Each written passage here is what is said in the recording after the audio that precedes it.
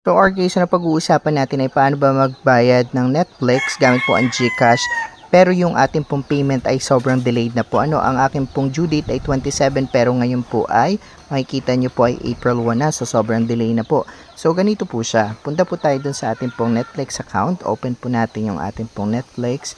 For example, pagbukas ninyo ng account ninyo, ay napindot nyo po ito, halimbawa napindot nyo ito, hindi nyo po nakita ito, hindi po lumabas. So, ang gagawin nyo po ay punta po kayo dito sa inyo pong account, dito po sa inyo pong profile, dyan sa baba, makikita nyo po yung may Netflix. Then, punta po kayo dito sa inyo pong three line dito sa taas. Ayan po, pindutin nyo po yun. Then, go to account, makikita nyo po dyan yung account.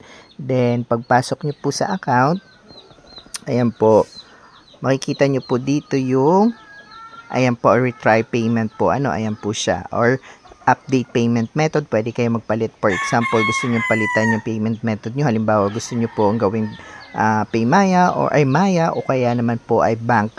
So, pindutin po natin yung retry payment and ayan po, wait lang po natin and makikita nyo po wala na po siya. So, wala, off po uli natin to ating Netflix. Try po natin buksan kung lalabas po uli yung payment. So, ayan po, makikita po natin dito. Ayan po, wala na po yung retry payment. Ibig sabihin, nakabayad na po tayo.